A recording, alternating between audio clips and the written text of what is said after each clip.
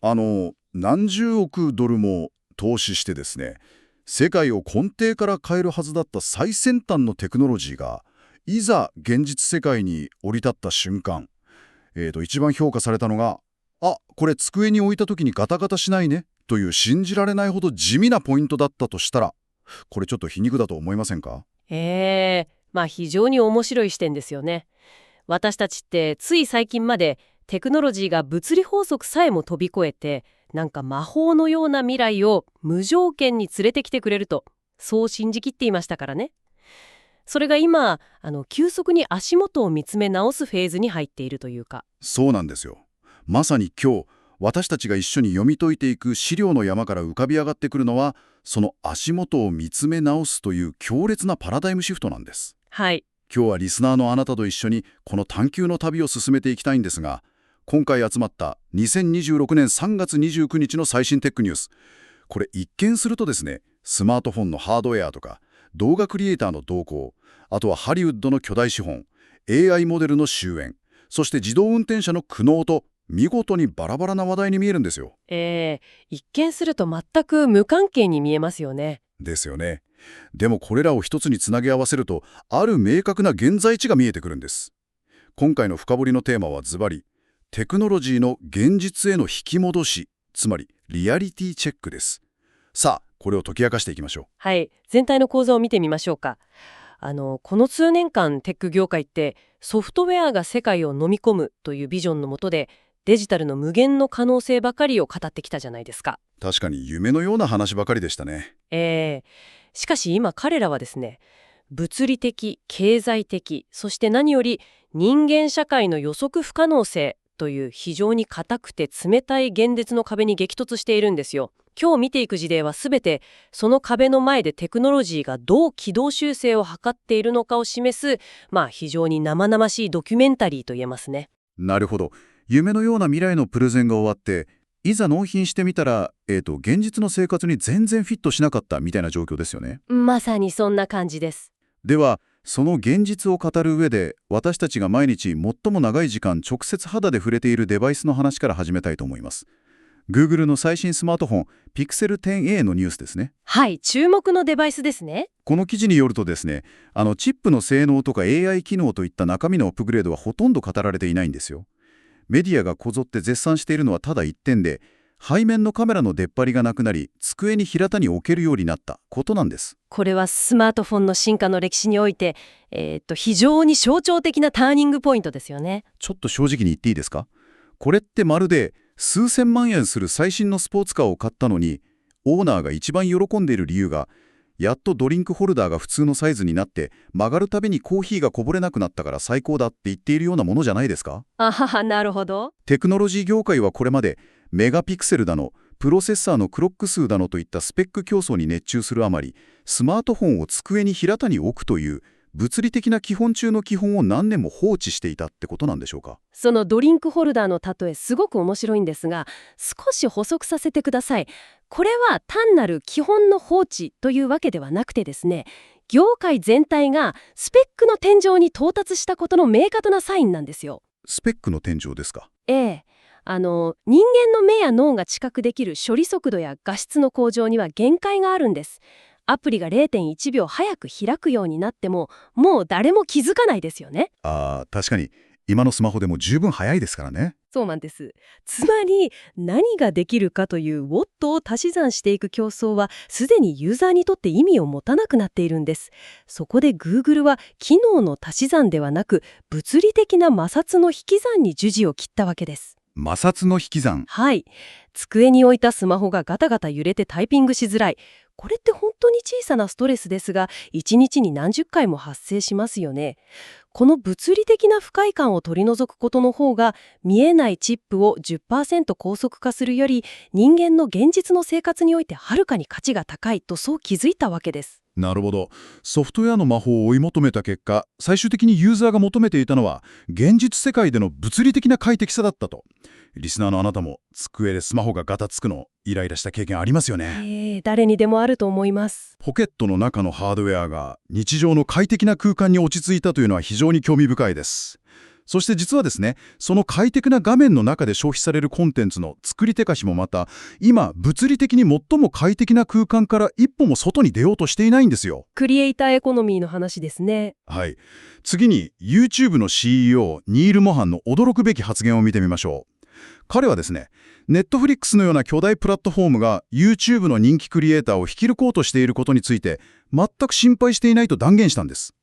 なぜなら、トップ YouTuber たちは決して家から出ないだろうからだと。この発言の裏にある力学を読み解くとですね、エンターテインメント業界における権力のインフラが完全に逆転したことがわかるんですよ。ちょっと待ってください。かつての常識なら、自分の部屋でウェブカメラに向かって喋っていた若者が人気者になって、ハリウッドのスタジオに呼ばれたり、ネットフリックスで巨額の予算をもらってオリジナル番組を持ったりすることこそが、究極の成功ストーリーだったはずですよね。これまではそうでしたね。なのに今は、自分の部屋に居座ることが最大のステータスになっている。これどういうメカニズムなんですか？最も大きな要因後ですね、顧客獲得コストと流通網の独占の崩壊なんです。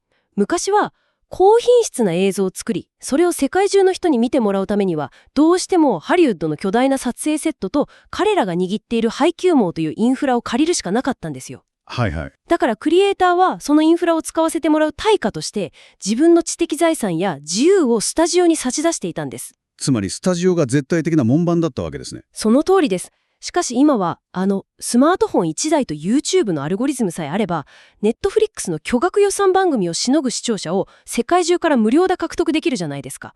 限界費用ゼロで。確かにトップ YouTuber の再生回数ってテレビ番組を超えてますもんね。トップクリエイターはすでに自分自身で巨大な流通網を持っているんです。つまりわざわざ自分の城である家を手放して他人のプラットフォームに行って彼らのルールに従って一から視聴者を集め直す経済的なメリットが一切ないんですよ。ああ、なるほど。自分の部屋がそのままハリウッドの配給網を兼ねるようになったからわざわざ物理的に移動する必要がないと。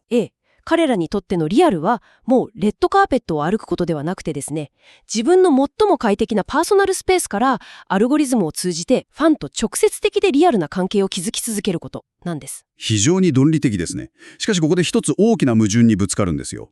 リスナーのあなたもこの深掘りの次のソースを聞いたらおやっと思うはずです。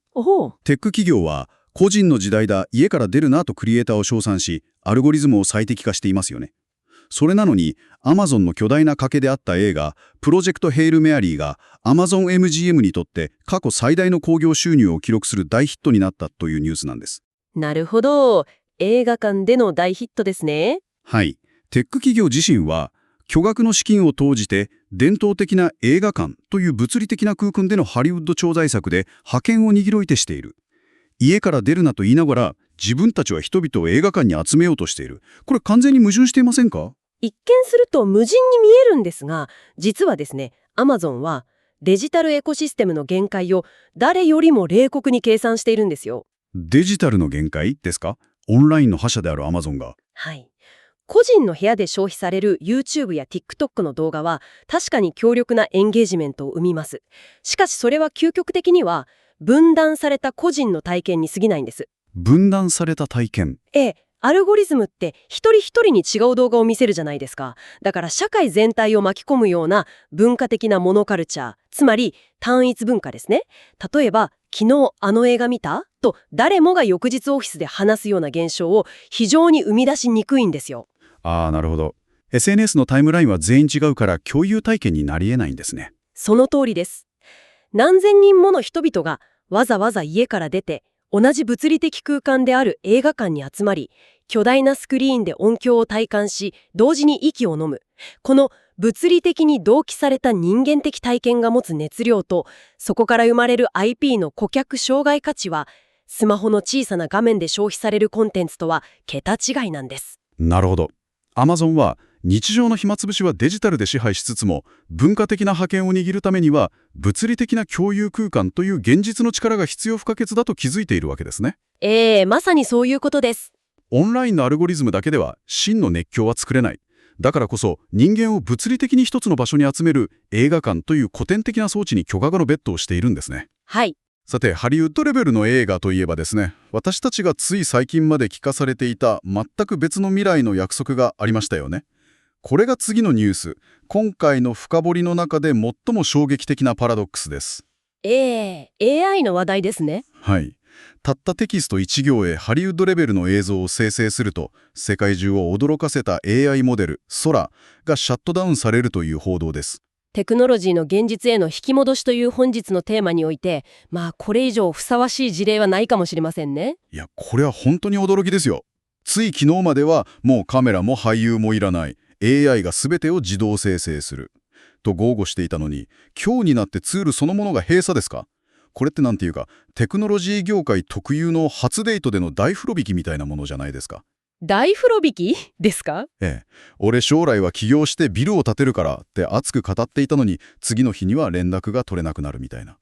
私たちは単に巧妙なデモ映像というハイプ、つまり過剰な期待に踊らされていたんでしょうか。初デートでの大風呂引き、耳が痛い表現ですが、適用していますね。ただ、彼らが完全に嘘をついていたわけではないんです。問題の核心は AI が映像をどうやって作っているかという根本的なメカニズムにあるんですよ。メカニズムですか？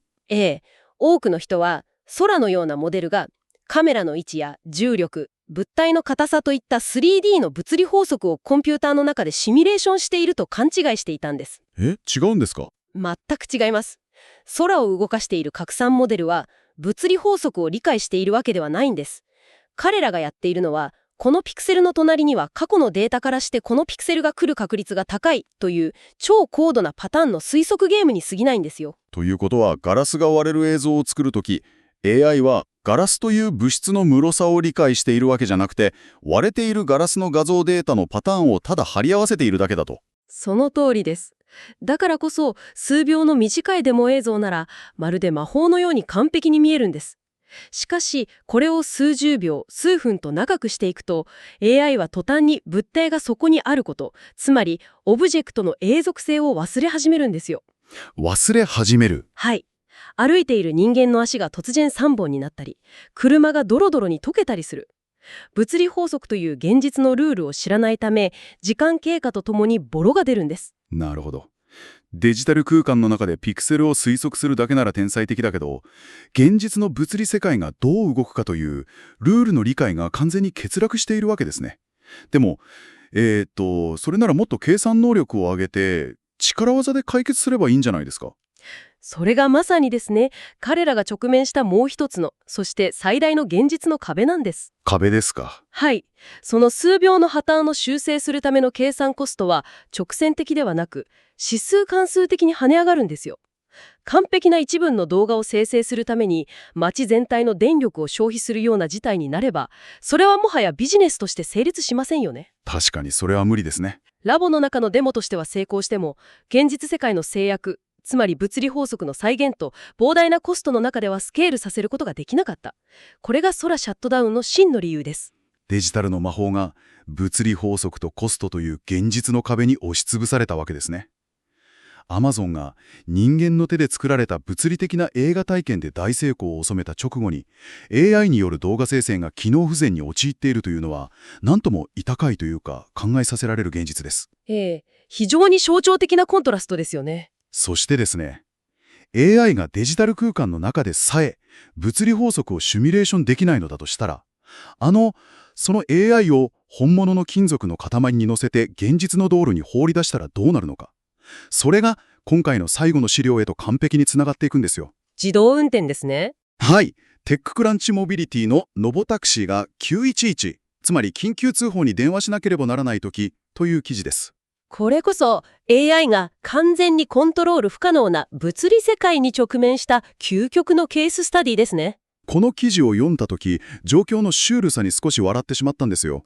自動運転車が交差点で立ち往生して自分から911に電話をかけて助けてくださいと言っている。これって例えるなら我が家のお掃除ロボットのルンバがですね、ラグの端っこに引っかかって動けなくなり、パニックになって自分で水道管修理業者を呼んでいるような状況ですよね。